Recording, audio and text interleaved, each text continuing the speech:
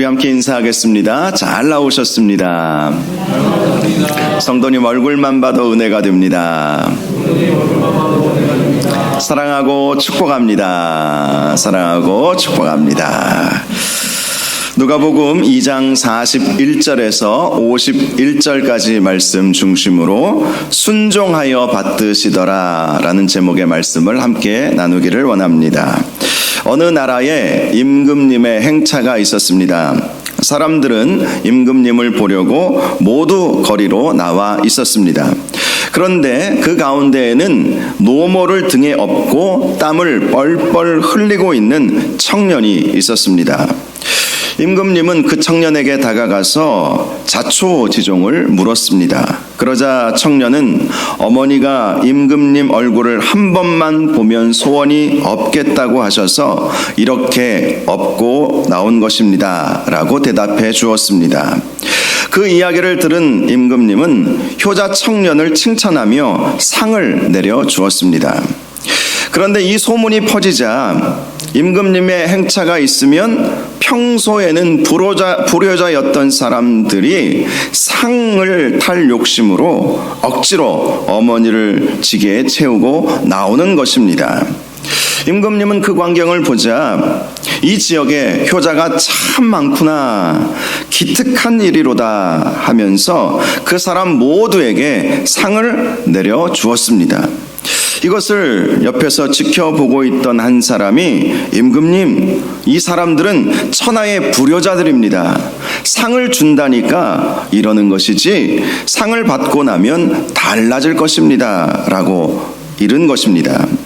그러자 임금님은 껄껄 웃으면서 비록 흉내를 내는 것이기는 하지만 효자 흉내를 내는 것은 복 받을 일이다. 그러니 그들에게도 상을 내려주라. 이런 말을 했다고 합니다. 이 이야기의 교훈은 보기에 좋은 일, 사람들이 느끼기에도 좋은 일, 그런 좋은 일은 흉내만 내도 좋다라는 것 아니겠습니까?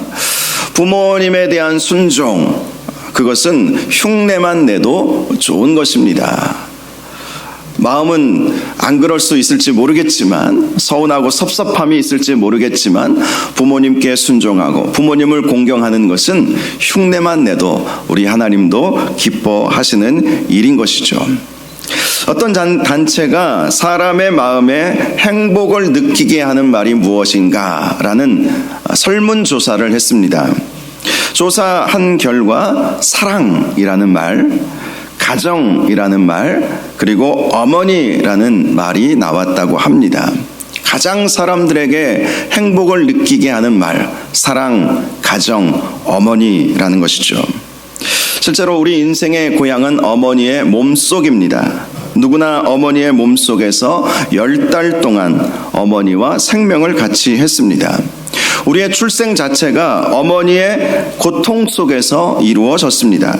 어머니의 품 안에서 세상을 배우고 말을 배웠고 습관을 익혔습니다.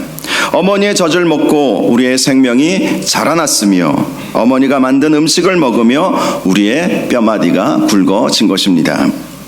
우리 인생에 있어서 아버지의 역할도 아주 크지요. 아버지는 아이가 태어나면 그 누구보다도 기뻐합니다.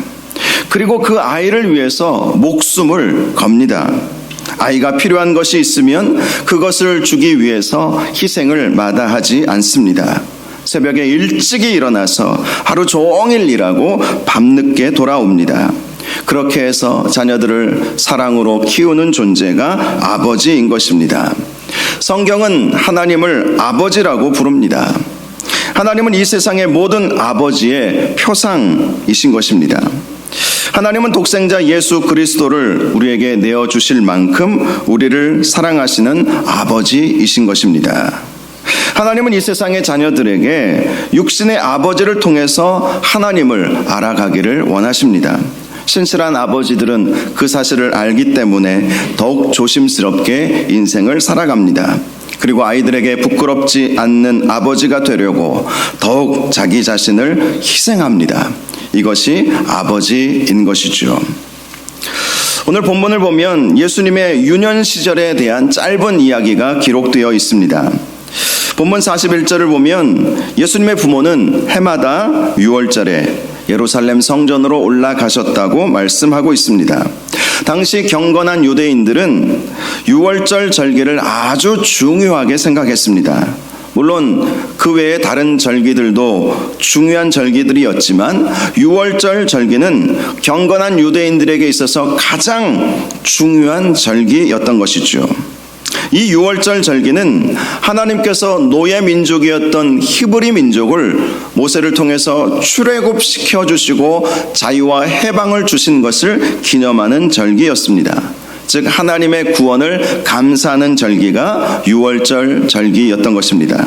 그래서 당시 경건한 유대인들은 매년 6월절이 되면 예루살렘 성전으로 올라가서 하나님께 감사의 제사를 드렸던 것입니다. 예수님의 육신의 부모가 마리아와 요셉 아니겠습니까? 이 마리아와 요셉이 평상시 어떠한 모습으로 하나님을 섬겼는지를 이 구절을 통해서 확인할 수가 있습니다. 해마다 6월절이면 성전에 올라가는 경건한 신앙인 가정을 이루었다라는 것이죠. 예수님은 바로 그렇게 경건한 부모 밑에서, 육신의 부모 밑에서 자라나셨던 것입니다. 그런데 예수님이 12살 되던 해에 문제가 발생했습니다. 대략 6월절 절기는 6월절 다음 날부터 일주일간 진행이 되는 무교절, 누룩이 없는 떡을 먹는 절기, 쓴 나물도 함께 먹는 그 절기, 출애굽을 기념하면서 급히 나오다 보니까 누룩을 넣지 않는 떡을 먹고 쓴 나물을 먹을 수밖에 없었던 그 날을 생각하면서 6월절 다음 날부터 일주일간 무교절이라고 해서 함께 이 6월절 기간을 지킵니다. 그렇게 일주일간의 무교절까지 절기를 지킨 이후에 이제 고향 나사렛으로 내려가게 되었습니다. 그런데 하루가 지나서야 예수님의 육신의 부모들은 예수가 없다는 사실을 발견하게 된 것입니다. 우리는 이 사실을 통해서 예수님의 어린 시절을 짐작해 볼 수 있습니다. 성경은 예수님의 어린 시절에 대한 기록은 거의 나와 있지 않습니다. 누가복음에 조금 나와 있을 뿐이지요. 그런데 이 구절을 통해서 우리가 충분히 짐작할 수 있는 것은 예수님은 어린 시절에 참으로 착하고 모범적인 아이로 자랐구나라는 사실을 알 수 있는 것입니다. 왜냐하면 예루살렘에서 6월절 절기를 다 마치고 이 나사렛으로 돌아갈 때에 예수님의 부모님은 예수님이 당연히 함께 있을 것이라고 생각했다는 것을 통해서 알 수 있는 것입니다. 평소에 말썽을 자주 부리고 자꾸 어디론가 사라졌던 아이라면 분명히 집으로 내려갈 때 챙겼을 것입니다. 그런데 예수님은 언제나 순종적이었고 부모님의 말씀을 잘 따르는 아이였기 때문에 마리아와 요셉은 당연히 함께 예루살렘으로 올라갔던 그 일행 무리 가운데 있는 줄 알았던 것이죠. 그런데 하루가 지나서 낌새가 이상한 것입니다. 어린 예수가 보이지를 않는 것입니다.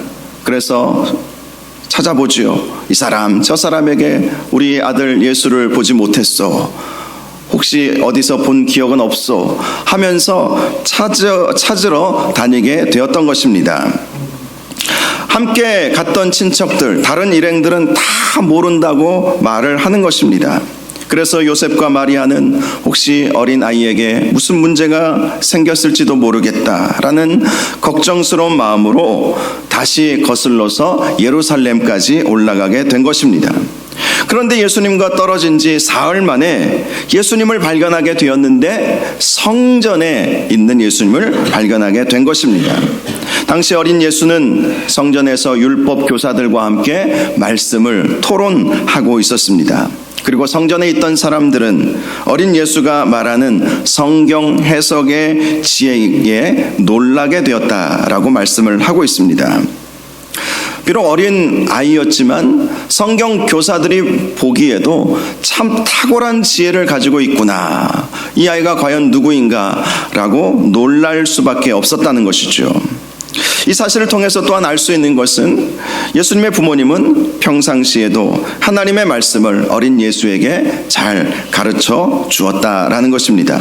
그리고 예수님은 배운 것 이상으로 하나님의 말씀을 더 깊이 있게 이해하는 능력이 있었던 것입니다. 예수님을 발견한 마리아와 요셉은 놀란 가슴을 쓸어 안으며 이렇게 말합니다. 아이야, 어찌하여 우리에게 이렇게 하였느냐? 보라, 내 아버지와 내가 근심하여 너를 찾았노라. 왜 걱정을 안 했겠습니까? 아이를 키우면서 이런 일이 처음이었기 때문에 더 걱정하고 놀랐을 것입니다. 아이를 발견해서 기쁘기도 했겠지만 이런 섭섭한 마음도 있었을 거예요. 이제 다 컸다고 부모를 걱정시키는 것이니, 사실 12살 되던 해라고 되어 있는데요.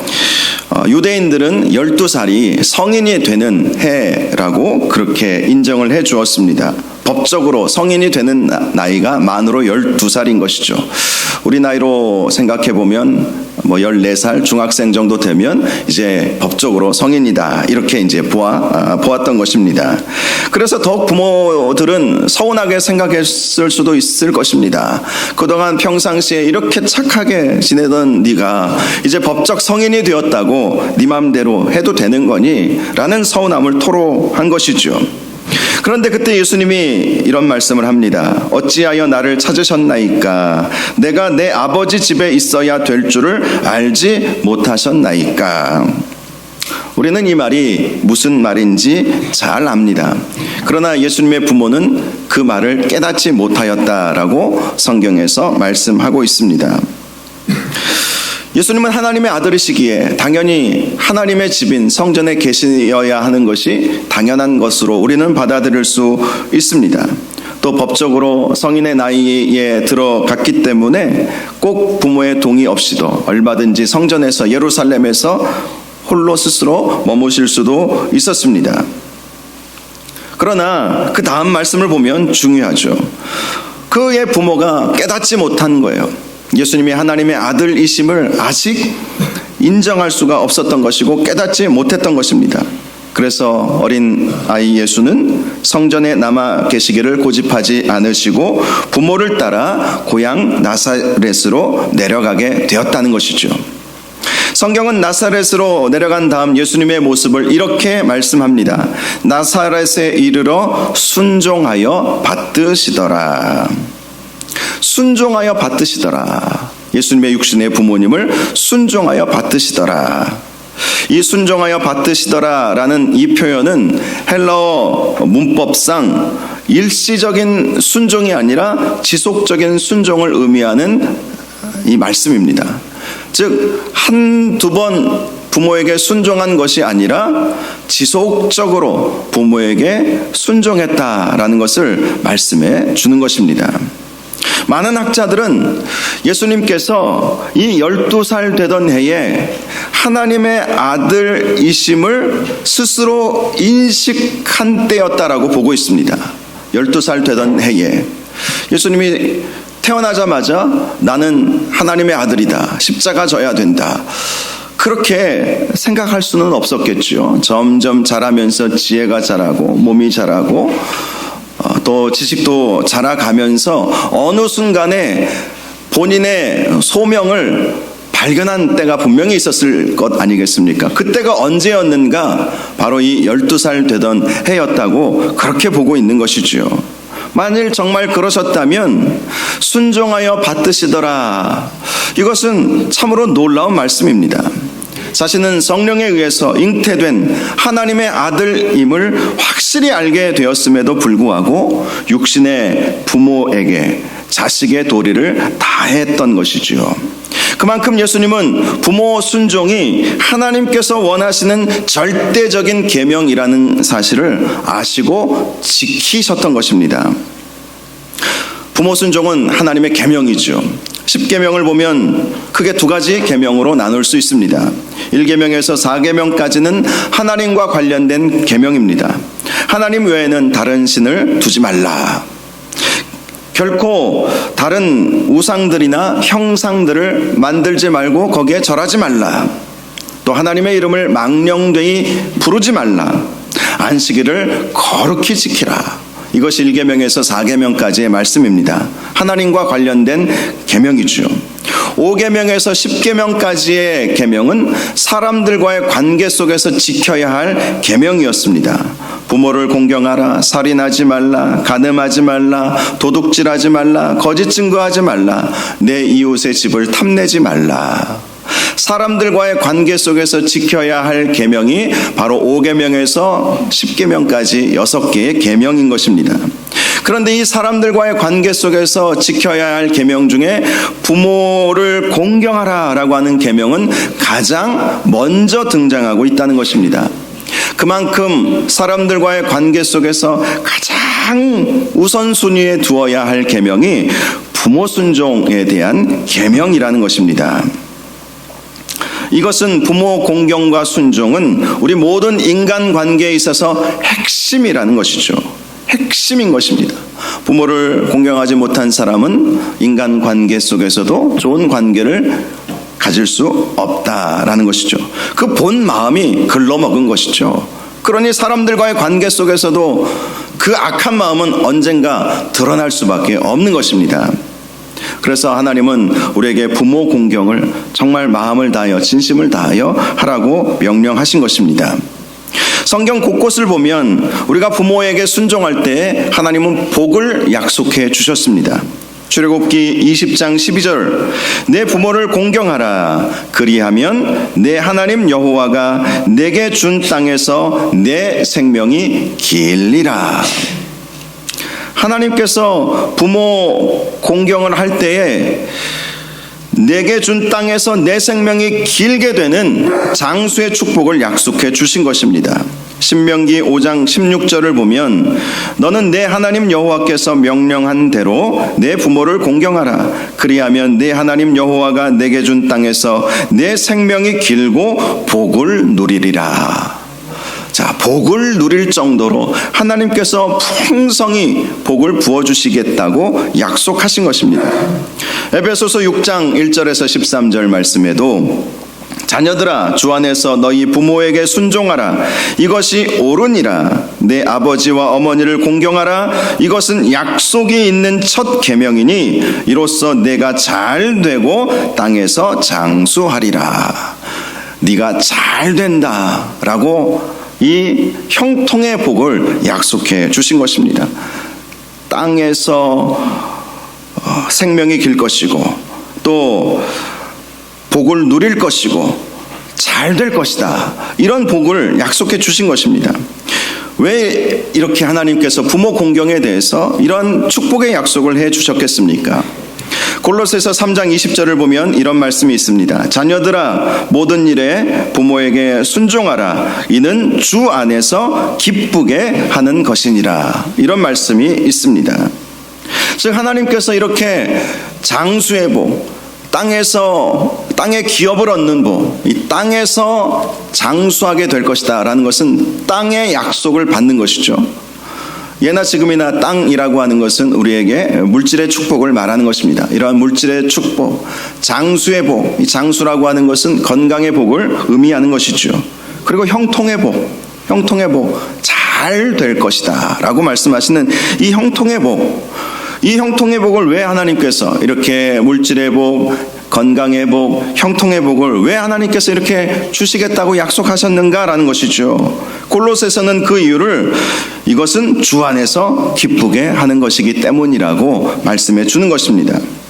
주 안에서 기쁘게 한다는 것은 세 가지 의미를 가지고 있습니다. 먼저는 부모가 기뻐한다는 것이죠. 부모는 자녀가 순종할 때에 보람을 느낍니다. 부모는 자신의 연약함을 잘 알지요. 저도 아이들을 키우면서 저의 연약함, 부족함, 한계를 항상 느끼고 있습니다. 최선을 다해 자녀를 양육하고자 하지만 늘 부족함을 느끼는 것이 부모의 마음인 것입니다. 그런데 그러한 부족한 부모에게 자녀들이 순종을 하니 그 마음이 얼마나 기쁘겠습니까? 그래서 자녀들에게 기쁨으로 축복하는 거예요. 기쁨으로 기도하는 거예요. 여러분, 부모가 자녀를 위해서 기도하는 그 기도는 가장 먼저 응답받습니다. 하나님께서 가장 귀하게 여기시고 그 기도에 응답하여 주는 거예요. 또 또 부모가 자녀를 위해서 기도할 때 그만큼 가장 간절히 기도할 수 있는 사람이 누가 있겠습니까? 부모가 자녀를 위해서 기도할 때 눈물을 흘려 기도하는 것이죠. 정말 안타까움으로, 정말 진정으로 사랑하는 마음으로, 축복하는 마음으로 기도할 수 있는 사람이 부모인 것입니다.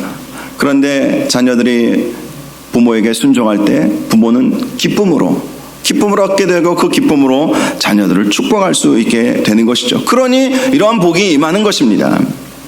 다음으로 순종하는 자녀가 기쁘게 된다는 의미를 가지고 있습니다. 이 말씀은 자녀가 부모에게 순종할 때에 하나님께서 그 자녀들에게 기쁨을 주신다는 약속의 말씀이기도 합니다. 하나님은 부모에게 순종하는 자들의 기도에 항상 응답하여 주십니다. 그에게 은혜를 베풀어 주십니다. 그를 기쁘게 만들어 주시고 은혜롭게 만들어 주시고 행복하게 만들어 주시는 것이죠. 그러니 부모에게 순종하면 부모도 기쁘고 순종하는 자녀도 기쁜 것이고, 그래서 그 기쁨으로 인해서 하나님께 감사할 수 있게 되는 것이죠. 마지막으로 부모님에게 순종할 때 하나님께서 기뻐하십니다. 기쁘게 하는 것이라. 이 말씀은 부모가 기쁘고 자기 자신도 기쁘고 하나님도 기쁘시게 해드리는 것이라고 말씀하는 것입니다. 하나님은 부모 순종을 명령하셨죠. 그런데 그 명령을 지키니 너희들이 비록 너희들의 부모가 부족하고 많은 연약함들이 있을지라도 순종하는구나, 내가 한 말을 너희들이 지키는구나 하면서 하나님께서도 기뻐하시는 것입니다. 그러니 하나님께서 땅을 기업으로 주시고 장수의 복도 주시고 형통의 복도 주시는 것입니다. 그런데 예나 지금이나 부모의 권위는 항상 인정되지 않았던 것 같습니다. 아담과 하와의 타락 이후 내려오는 죄의 본성이 그렇게 만든 것이죠. 아담과 하와의 타락 이후에 가인과 아벨과 그 이후에 또 셋이 태어났죠. 가인은 부모에게 가장 마음 아프게 했던 사람입니다. 자기 동생 아벨을 죽였거든요. 죄의 본성이 그렇게 만든 것입니다. 부모에게 거역하도록 만드는 이 죄의 본성이 창조시대 때부터 있었던 것이죠. 고대 그리스의 철학자 소크라테스가 이런 말을 했습니다. 부모님의 은혜를 모른다면 너희 친구가 되어줄 사람은 아무도 없다. 소크라테스, 정말 수천 년 전의 사람 아니겠습니까? 그때에도 부모님의 은혜를 모르는 사람들이 있었다는 것을 이 소크라테스의 이야기를 통해서 알 수가 있는 것입니다. 중세시대 종교개혁자 칼빈은 이런 말을 했습니다. 부모의 훈계를 거역하고 반항하는 자식은 절망적이라고 생각해도 좋다. 중세시대에도 마찬가지였죠. 부모에게 순종하지 않는 사람들이 있으니까 이 말을 했지, 부모에게 순종하는 그런 사람들만 있었다면 이 말을 할 필요가 없었겠죠. 고대시대나 중세시대나 오늘날에나 세상은 죄의 본성에 의해서 부모에게 순종하려는 그러한 마음들이 없다는 거예요. 살면 살수록, 나이가 들면 들수록, 머리가 커지면 커질수록 그렇게 사는 것이 우리의 죄성이라는 것입니다. 그런데 로마서 12장 2절에 이렇게 말씀합니다. 너희는 이 세대를 본받지 말라. 아무리 세상이 그렇게 살아간다 할지라도 그 세상을 본받지 말라는 것입니다. 우리가 본받아야 할 것은 예수님이십니다. 예수님이 어떻게 하셨습니까? 자신이 하나님의 아들이심을 깨닫게 되었던 그때에도 순종하여 받으시더라. 순종하여 받으시더라. 진정한 아버지는 하늘에 계신 하나님 아버지이심을 예수님은 아셨어요. 그러나 자기를 낳아준 어머니 마리아, 또 육신의 아버지에게 순종하여 받으시더라. 그렇게 말씀을 하고 있는 것입니다. 특별히 우리는 세상의 모든 권위에 순종해야 할 필요가 있습니다. 로마서 13장 1절에 사도 바울이 이런 말씀을 했습니다. 각 사람은 위에 있는 권세들에게 복종하라. 권세는 하나님으로부터 나지 않음이 없나니 모든 권세는 다 하나님께서 정하신 바라. 이 권세 중에 가장 중요한 권세는 부모의 권위, 부모의 권세라고 할 수 있습니다. 그 권위에 우리가 복종하고 순종해야 한다는 것이 하나님의 명령이라는 것입니다. 부모에 대한 순종은 단지 나를 낳아주셨기 때문에 더 이상 순종하는 것이 아닙니다. 하나님께서 부모에게 권위를 주셨기 때문에 그 권위에 순종해야 하는 것입니다. 성경의 여러 정황들을 살펴보면 예수님은 본문의 사건이 있은 이후에 세례 요한으로부터 세례를 받으시면서 공생의 사역을 시작하기까지 18년 동안, 그렇죠, 12살에 예수님께서 성전에서 이 일이 있었고, 또 공생의 사역은 30살에 시작하셨기 때문에 18년간의 그 과정, 성경은 특별한 말씀은 없지만 예수님은 정말 어머니 마리아와 아버지 요셉을 받들면서 순종하시고 섬기셨을 것이고, 동생들을 잘 보듬어 주었을 것입니다. 요셉, 육신의 아버지 요셉에 대한 이야기는 이 이후로는 등장하지 않습니다. 예수님이 공생의 사역을 할 때 어머니와 동생들만 또 등장하죠. 그러니 그 어간에 아버지도 죽었다는 것을 우리는 알 수 있죠. 홀어머니를 모시고 예수님은 어머니에게 순종하고 또 동생들을 잘 보살펴 주면서 그렇게 사셨던 것이죠. 그만큼 예수님은 가정에 충실하셨고 부모님을 잘 섬기셨으며 아버지가 돌아가신 이후에 더 가정을 잘 돌보고 책임감 있는 그러한 사람으로 사셨다라는 것을 알 수 있습니다. 예수님에 대해서 우리가 알 수 있는 것 중에 하나는요, 예수님은 공교육을 받지 못하셨다는 것입니다. 공교육, 당시에도 공교육이 있었어요. 가말리엘 학파 출신들은 아주 명문 대학을 다니는 그런 사람들로 인정을 받았습니다. 당시에도 공교육이 있었어요. 그런데 예수님은 공교육을 받지 못했습니다. 왜 그러셨을까요? 그것은 여느 다른 가장들처럼 여러 동생들 뒷바라지하고 홀어머니 모시면서 목수일을 하느라 제대로 교육을 받지 못하셨던 것입니다. 그만큼 예수님은 너무나도 가정적이셨고 어머니에게 효도하셨던 분이셨다는 것입니다. 의사이자 감리교 남자 권사님이신 원종수 박사님이란 분이 계십니다. 원종수 박사님은 어릴 때 어머니 말씀에 아니요 라는 말을 한 번도 해본 적이 없었다고 합니다. 부모님의 말씀을 하나님의 말씀으로 여기고 끝까지 순종했다고 합니다. 그런데 원종수 박사님은 고등학교 때 공부를 썩 잘하지는 못하셨다고 해요.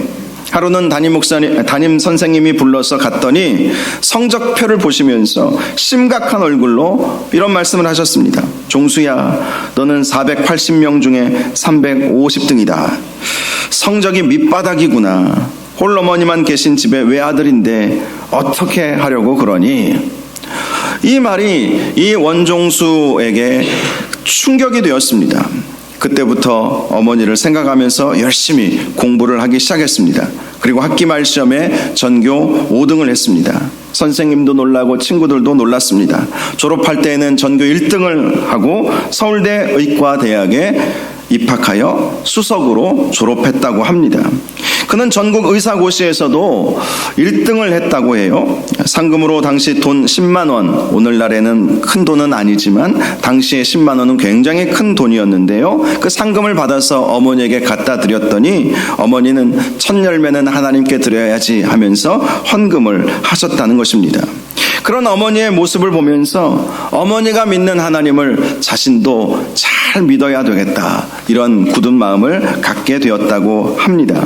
그리고 그렇게 의대 공부하면서 여러 가지 어려움들도 사실은 있었대요. 자살하고 싶은 그런 충동도 있었는데 어머니께서 자신을 위해서 눈물로 기도하고 있다는 사실을 알게 되니까 그것 때문에 삶을 유지할 수 있었다고 합니다. 결국 그는 미국 유학까지 가게 되었고 전 세계에서 인정받는 암 전문의가 될 수 있었다고 합니다. 원종수 박사님은 그야말로 인생 역전을 이루어내신 분이지요. 원 박사님의 간증을 들어보니까 결국 그가 그렇게 될 수 있었던 것은 자기가 그래도 어머니에게 최선을 다해서 순종하려는 그 마음 때문이었다, 이렇게 고백을 하는 것을 들어보았습니다. 어머니께 순종하니 어머니도 기뻐하셨고 자기도 기쁘고 하나님도 기뻐하셨기에 그러한 복된 인생으로 지금도 전 세계를 돌아다니면서 간증하고 있는 것입니다. 특별히 우리가 기억해야 할 것은요, 부모 순종은 주 안에서 해야 진짜 순종이라는 것입니다. 물론 우리는 신앙의 유무를 떠나서 부모에게 순종해야 할 의무가 있습니다. 예수 안 믿는 부모님이라도 순종해야 되죠. 그런데 만일 부모 순종이 우리의 신앙과 주 안에서와 대치될 때 어떻게 해야 하는가 하는 것이죠. 예를 들어서 부모에게 순종한다고 해서 부모님이 예수 믿지 마라 하면 그 말에 우리는 순종할 수는 없겠죠. 물론 그렇다고 해서 반항할 수는 없겠지만 그래도 최대한 부모님을 설득하고 부모님을 위해서 눈물로 기도해야 하는 것입니다.